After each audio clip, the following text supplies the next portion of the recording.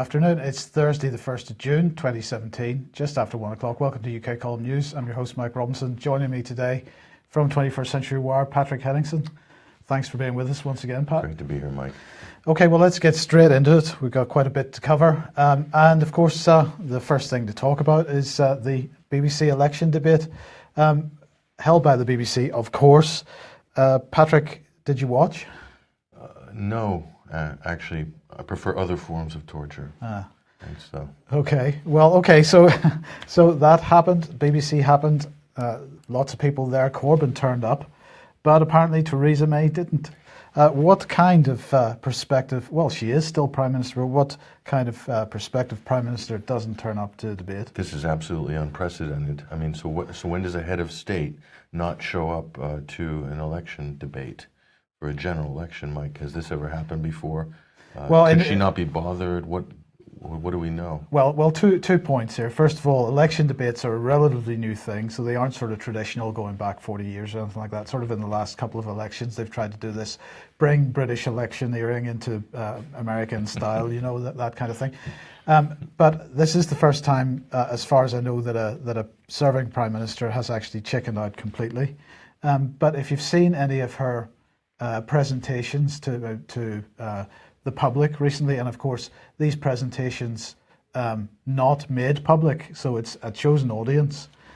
For example, she was in Plymouth the day before yesterday. Did you know that? I did not know that. If I knew, I probably would have gone. Well, we would have gone, absolutely, yeah. But she didn't tell us, and she didn't really tell anybody. This is what Hillary Clinton did, actually, throughout most of her campaign. Private events, right? Invite only.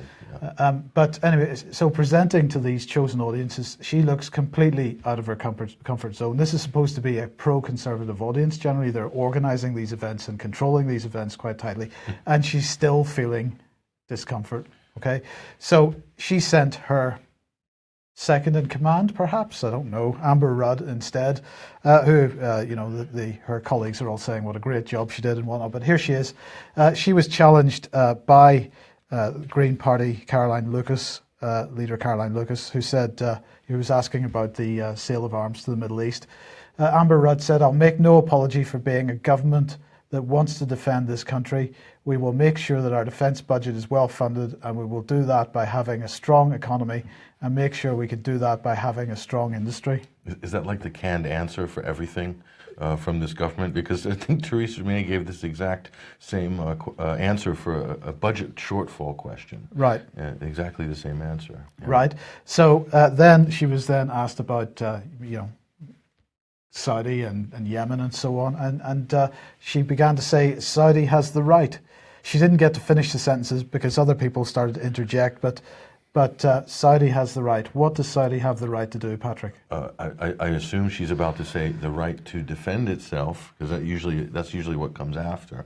But I wouldn't exactly call laying waste to your neighbor, carpet bombing it into the Stone Ages, having the right to defend yourself. So I would have liked to have seen her finish that statement, actually. It would have been very interesting to see what she came out with. Right. So Theresa May, clearly on the back foot, polls showing that the Tory lead has disappeared to nothing. So she's trying to reorient things back towards Brexit again, because when everything was about Brexit, she was apparently absolutely miles ahead of everybody else. But now that these people have brought in other subjects and she's being shown up for what she is, she's losing support hand over fist. So she wants to turn it back into Brexit again. Brexit is the great national mission, she says. She said, for Britain to succeed, we need to be ready to grasp the opportunities ahead and make the most of every talent and ensure no person or community is left behind. What does that mean? No child left behind. This is another old recycled talking point. So it seems like the day makeup is wearing thin already, Mike. There's no coalition opportunities in sight. Not for the Tories, that's for sure. Not for the Tories. And so the issues are sort of overtaking, the issues of the day are overtaking this government, and they seem to be losing a little bit of control of the narrative. Absolutely. So then she went on to say, and as we come together behind this great national mission to make a success of Brexit and the opportunities it brings, we will build a more united country as our shared values, interests, and aspirations bring us together. So she's moved from strong and stable to shared values, interests, and aspirations. Everything's aspirational. We're now 12 months on from the EU referendum, 12 months since British people voted for a brighter future for our country, 12 months since they voted to leave the European Union and embrace the world. And in 1 week's time, they will have the opportunity to affirm that decision and secure that brighter future by voting for me, Theresa May, to continue as Prime Minister. Did that stir you there, those words? Well, the passion? Well, the Brexit point, Mike, is really crucial, because I remember sitting here with you a year ago, right after the referendum, and we commented at how it was all very convenient that all of a sudden the Tories took this Brexit position, which none of them had months previously, Boris Johnson or anybody, and that was clearly to sort of garner some UKIP, to peel off some UKIP voters for this. So I think that's wearing thin now. Even the UKIP voters that peeled off and sort of gave some tacit support to the Conservatives no longer believe it anymore, Mike. So the facade is crumbling very rapidly. Yeah. Okay, well, let's move on then from the election to the Brussels Economic Forum. This is taking place today, and they say that they are the flagship annual economic event of the European Commission. They say they bring together top European and international policymakers and opinion leaders, as well as civil society and business leaders. It's the place to take stock of economic developments, identify key challenges, and debate policy priorities. Sounds almost like Bilderberg. Yeah, and timed beautifully as well with the Bilderberg Conference, which we'll be covering later in the week. Absolutely. So, and later in this news program, actually, we'll be mentioning. So, the Brussels Economic Forum, they say, attracts 1,000 participants every year. So, what are they covering?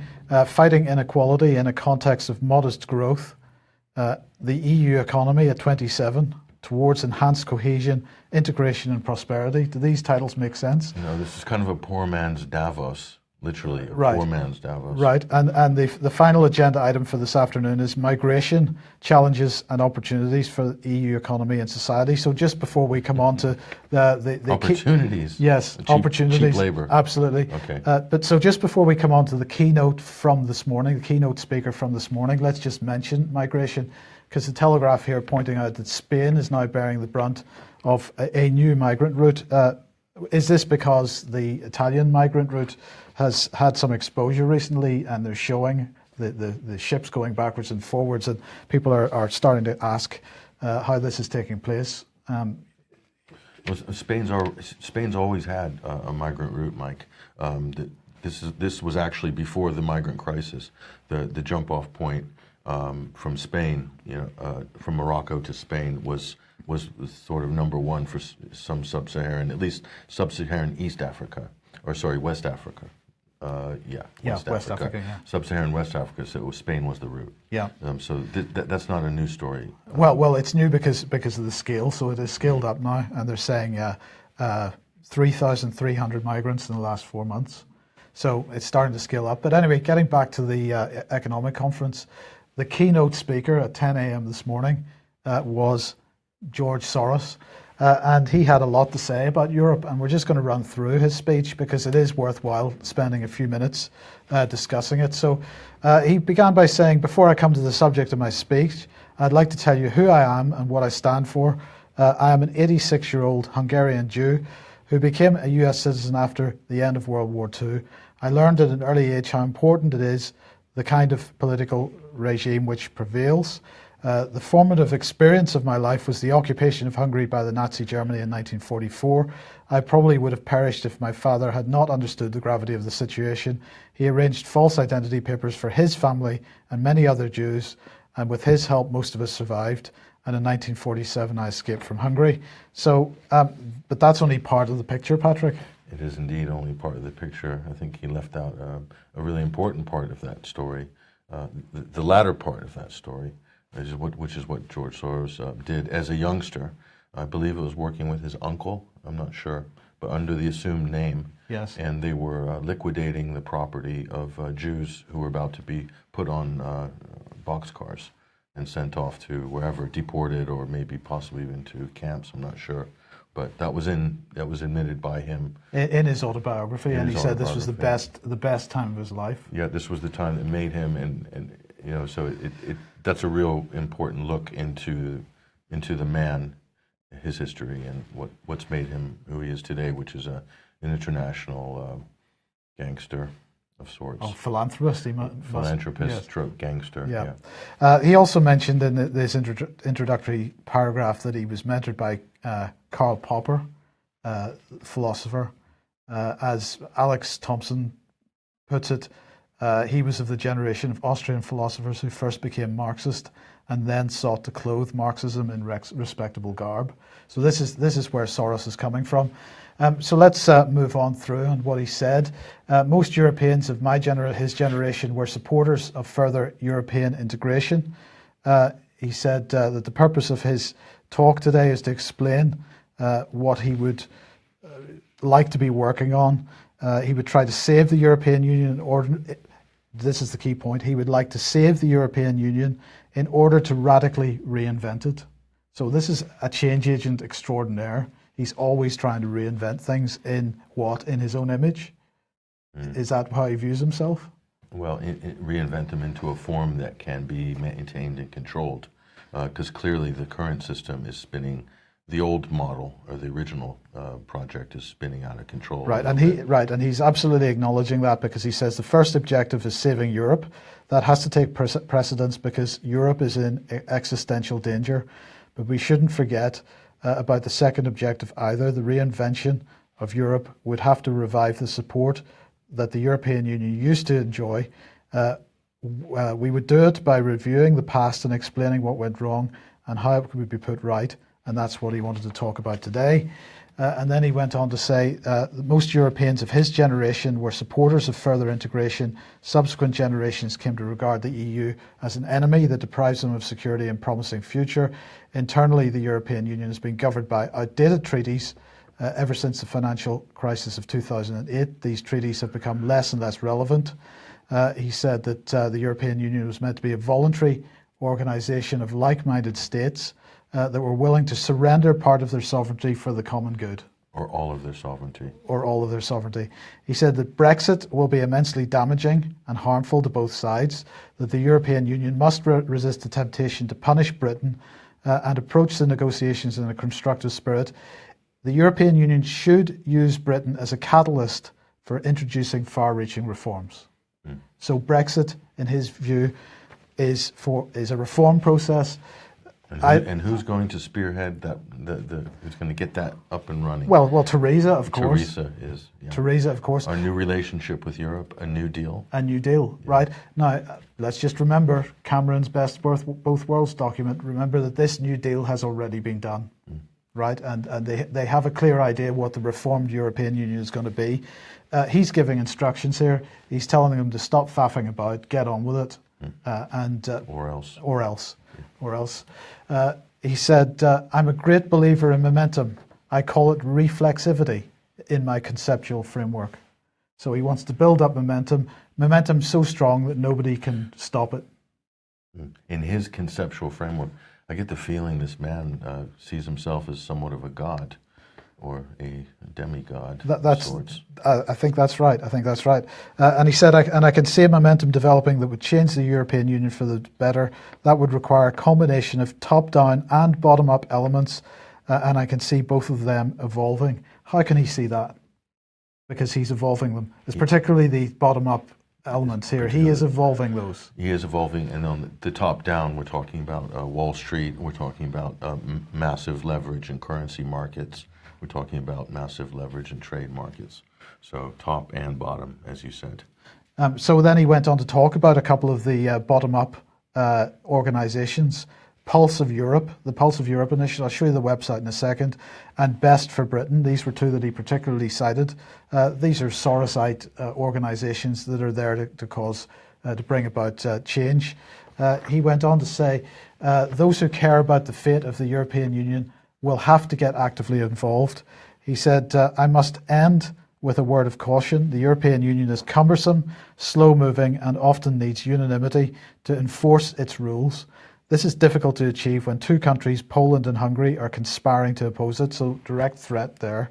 But the EU needs new rules to maintain its values. It can be done, but it will require resolute action by member states and the active engagement of civil society. So that's what he said, and the active engagement of civil society. But Patrick, is it unfair to say that he is civil society? I mean, how many civil society organizations does he support? How many third sector organizations, how many Quangos, how many charities, how many change agents is George Soros backing? So this is a seminal speech, by the way, Mike. I think people need to pay attention. He's laid out an absolute agenda here in a way that if you look back in history, this looks like one of those speeches. Yes. That's been made by luminaries in the past, that you should really take heed and take note of what he's saying, because we can see what's coming down the pipe. Absolutely, and I thought it was worthwhile spending a little time on that. So let's just have a look. There is the sort of the masthead of the Pulse of Europe website, hashtag Pulse of Europe. Go and look at it. It is a change agent website, usual type of organization. Here's Best for Britain. Stop a Tory landslide. They're getting on the Stop a Tory landslide business, but look at the people that are running this. This is interesting, the spin here, vote to prevent extreme Brexit. So Absolutely. They're already working the margins of this issue, Mike, and forming the nuance. So the nuance will replace an actual Brexit, basically. Yes, absolutely. Okay, we'll move on to a couple of brief ads. Let's a quick reminder of the Mortgage Compensation Seminar, which is being held on the 8th of June in Birmingham. Get involved in that. Anthony Carlin speaking at that. They're attempting to make the securitization of mortgages issue similar to PPI and other sort of banking scandals. So the new PPI. The new PPI, coming. Absolutely. So you can book at cymevents.co.uk. That's CYM events.co.uk.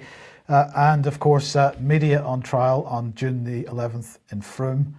You'll be speaking, Vanessa Beeley speaking, Piers Robinson, Robert Stewart, Tim Hayward, and Peter Ford. And Peter Ford, former British ambassador to Syria, is stepped in at the last minute, and he'll be delivering an address as well. That's going to be an absolutely brilliant event, probably. Absolutely. So, Bilderberg 2017. They're meeting in Chantilly, Virginia, Mike. What's on the agenda this year? What's on the agenda this year is Russia, the Trump administration, the war on information, and those are the three main topics that have been identified so far. So how to stop Trump, Russia, and the internet? Correct. Basically. Correct. Okay, interesting. Correct. Now, amusingly enough, as a number of people were pushing out, the Bilderberg meetings.org website, the official website, was hacked for a short time. That's a shame. But we get a clue, perhaps. It never ceases to amuse me. It continues, just the rhetoric in various mainstream outlets about Trump. So this is the sort of return for all the Hillary emails scandal, right? So they're now really concerned that Trump is using his personal mobile phone handset. He's giving out the number to all kinds of global leaders. Vladimir, give me a call on my own handset if you wish. No problem, here's my number. And they're saying, oh, this is a massive security breach. I don't see why, because it seems like the NSA is listening to, they've got recordings of everything anyway. Well, exactly. But that's the Daily Star is very sort of pro-liberal establishment newspaper based in the Middle East, English language. Yeah. But yeah, it echoes. They're Lebanese, aren't they? They're Lebanese, but it really echoes what you're going to see in The Guardian and The Washington Post. So it's the same sort of news organization. So anyway, Trump clearly viewed as a threat by the sort of establishment, the political and industrial establishment. So he is an agenda item on Bilderberg. Did you see who was attending this year? What names popped out to you, Mike? George Osborne. George Osborne is attending. Is he the new editor of the brilliant newspaper? The Evening Standard. The Evening Standard. That's why he's attending. He's no longer Chancellor of the Exchequer, but he is now. He still goes. They must be running a journalism course there. Well, that's quite possible. And also Kansu Kamlibel. Is that how you pronounce it? Washington bureau chief for Turkey's Hurriyet newspaper. Oh, interesting. Okay. People like Marcus Agius there, of course, if we're thinking about British people. So the usual suspects that have been there year on year. We've mentioned Marcus Agius before, ex-Barclays, currently I think working for Press Association. LIBOR scandal. Absolutely, LIBOR scandal, and the usual suspects there. Yeah. So we will have more on that tomorrow. I think we're going to try and get Mark Anderson to join us for a short time tomorrow to bring us up to speed. The important thing is we have an article posted at 21st Century Wire looking back at who attended and then what positions they were thrust into immediately following the Bilderberg meeting. So everyone's looking for the rising star, who's basically going to springboard from Bilderberg into a prime ministerial position or a head of state, for instance, or head of a major corporation. So, and that's on the front page of 21st Century Wire at the moment. That story, who benefits from Bilderberg? Okay, super. Okay, Patrick, let's move on to Macedonia. Now, we mentioned Macedonia earlier this week or last week because they've just joined NATO. This is the most important place on the map right now in Europe, and possibly in the world, Mike. Right now is Macedonia. If a fire starts in the Balkans or Europe, it will start here. Right, so on screen we've got their new Prime Minister. He was voted, the way it works in Macedonia is the Parliament votes for who this Prime Minister is going to be. So he won the vote, and he's a Social Democrat leader, Zoran Zaev. So that was a couple of days, late on Wednesday that he was voted. 42 years old, and as I say, 120 seat parliament, 62 votes he got. So what do you think is going on here? Well, let's just have a look and see what Jens Stoltenberg's response to this was. I spoke with Prime Minister Zaev today and congratulated him on his new responsibilities. We agreed on the importance of addressing urgently needed reforms, including on good governance and the rule of law. So here we have a puppet who's been placed as Prime Minister, taking instructions from Jens Stoltenberg and others. A Sorosite puppet, in fact. Yeah, no, this new Prime Minister in Macedonia is George Soros' man. Make no mistake about it. And so a campaign was run to basically push out the competition in favor of this person, and some crazy promises were made to shoehorn this guy into power, that they'll adopt Albanian as the official language of Macedonia. So again, creating another half Albanian non-state or something like this in the Balkans. So there's that, and plus to sever the relationship with Russia, and that's really what it came down to in this election. So somebody in the chat box there saying, I thought Macedonians were trying to get rid of Soros. What happened there? Maybe half. This country is literally split 50-50 on this issue of good relations with their neighbors like Serbia and also Russia. And in fact, we mentioned last week, absolutely 50-50 with regard to whether to join NATO or not. Absolutely 50-50. And it would probably be less than 50-50 if people knew the real motivation behind NATO wanting to expand into Macedonia, which of course very few Macedonians will ever get the real story on that, if truth be known by the international English language media. But there's another thing, Mike. It's the Balkans is the last mile of the Silk Road. And China is pouring a tremendous amount of investment into the Balkans, into Serbia, into a high-speed rail system from Belgrade to Athens, and from Budapest to Belgrade to Athens, via Macedonia possibly. And so if the Balkans are able to join up in any kind of economic cooperation, and including Serbia, and with Asia, this is going to be not good. And that's why it's so important that Macedonia is now a member of NATO. And do you see that? Do you see this move? Because the way I read Stoltenberg's comments, they're tantamount to a threat.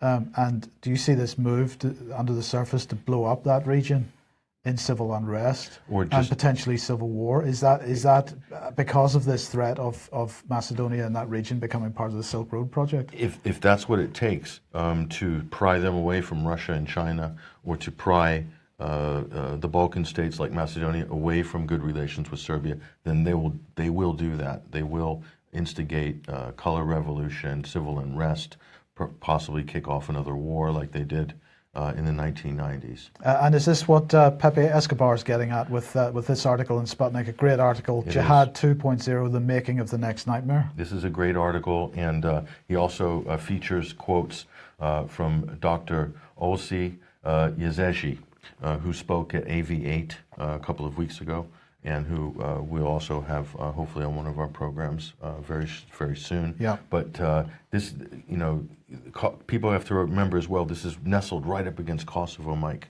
And Kosovo is, and Escobar underlines this, they're turning it into one of the world's prime bases for ISIS and the recruitment of terrorism. You've got a former head of the KLA, who I think is the head of the Kosovan autonomous quasi-state, Mr. Hashim Taci.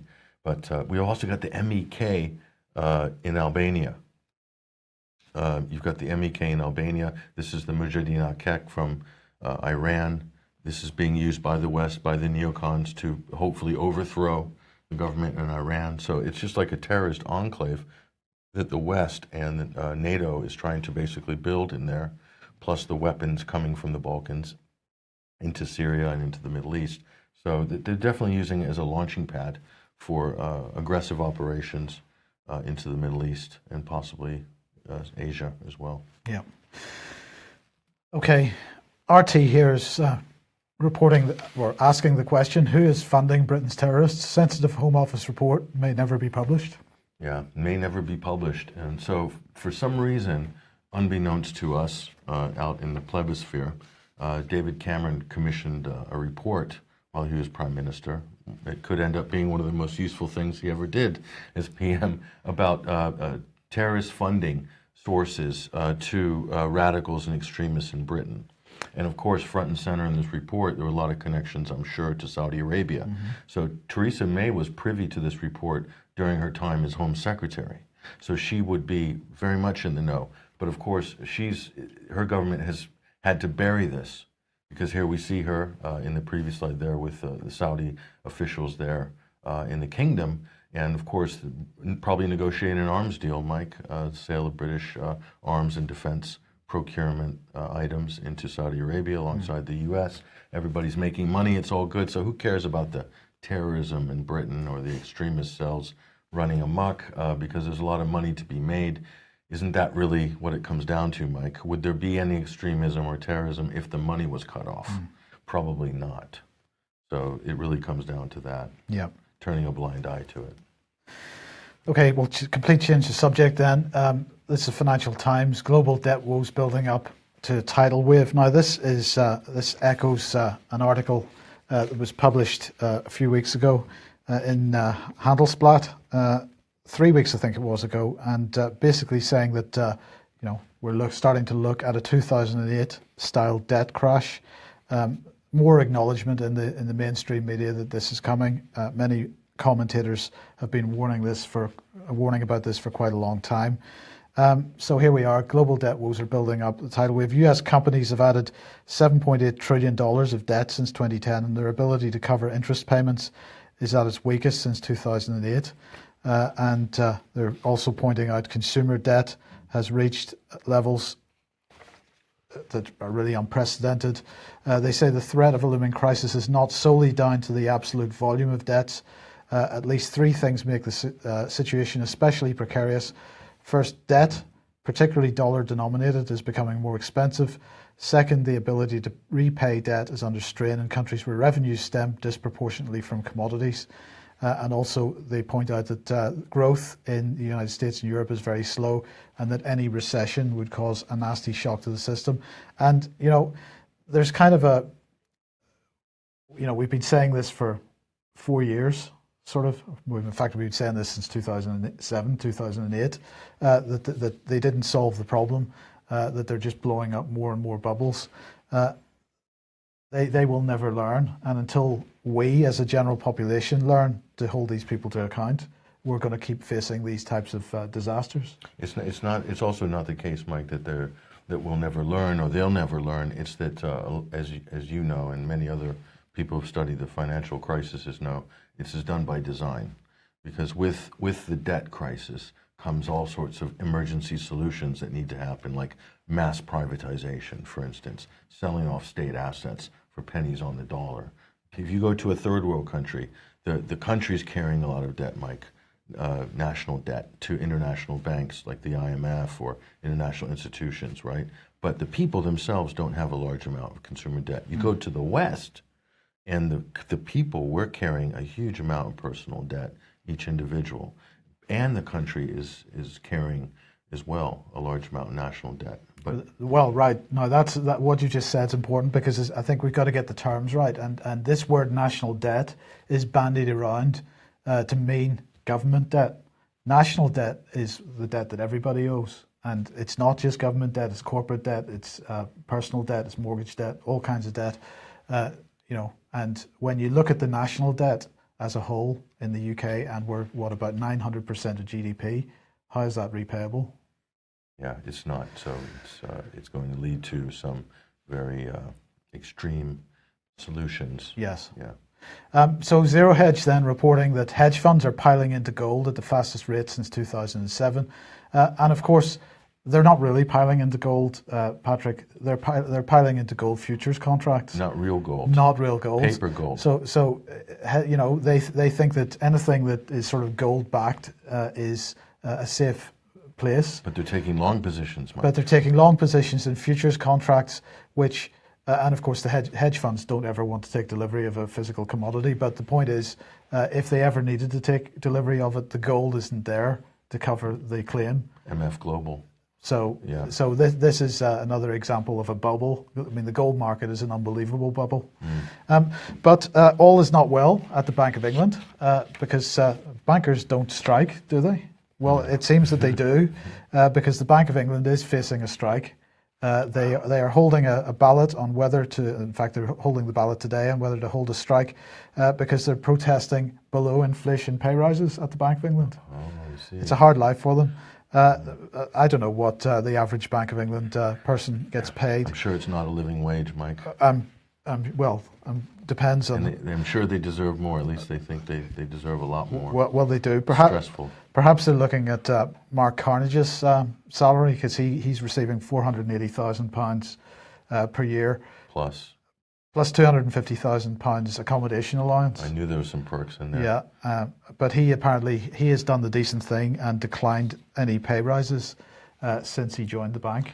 That's very generous of him, rather isn't it? generous of our Canadian friend. But a $250,000 housing allowance, that's not bad, is it? So there you go. They're having a ballot. The ballot closes on the 21st of June, and the strikes are likely to begin in the summer, late summer, early autumn. I'd love to see the scab breakers on this busting through the picket lines at the Bank of England. Yeah. Who's going to do that? Well, indeed. Okay, and let's get on to more serious issues.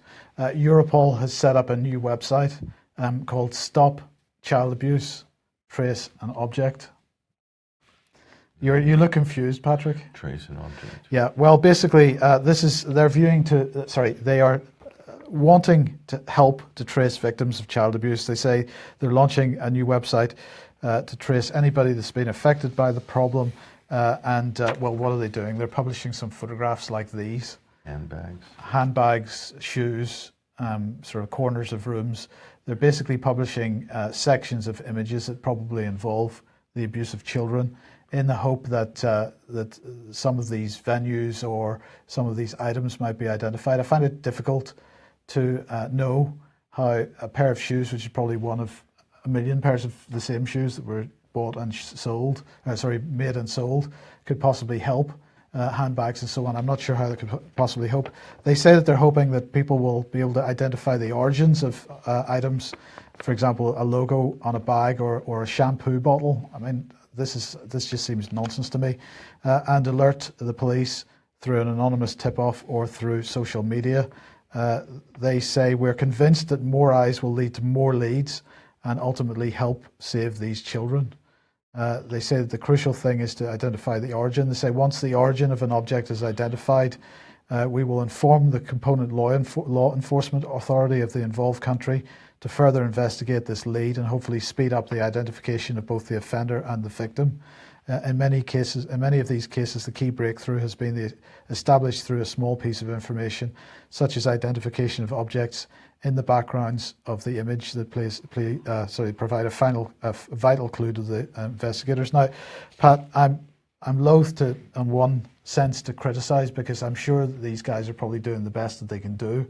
But this, to me, the business model here with people trafficking and child abuse, the business model is almost identical to the business model used in drug trafficking. So a small amount of money is pushed into this type of initiative, an amount of money which is absolutely inappropriate and incapable of actually making any real difference. Well, are you going to get quality leads, really? Because it says right there to generate more leads, but are there going to be quality leads? No, I believe all they're going to get, just like we saw with Madeleine McCann, for example, they're going to get inundated with phone calls and information that's going to tie up investigators for months or years, and in fact, it's going to achieve nothing. So what you're saying is the way to tackle this is how, if you want to tackle big drug cartels, or if fight organized crime on that side, you need to apply the same tact, which is to go straight for the top, or try to break the syndicate at the elite level and the cartel level. Yes, we've got to understand what's driving the trafficking, and we've got to deal with that. This is just dancing around the edges of the problem, and in the meantime, people are making billions in the centre. So it's a good business model if you're in there, but it's a pretty despicable one. We'll see how effective it is. Yeah. Well, that's it for today. Thank you for joining us. Great to be here, Mike. Thank you for joining us. We'll be back at the same time tomorrow.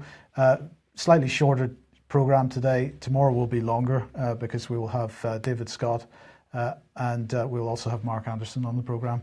So we'll see you then, 1 p.m. as usual. Thanks for joining us. Bye-bye.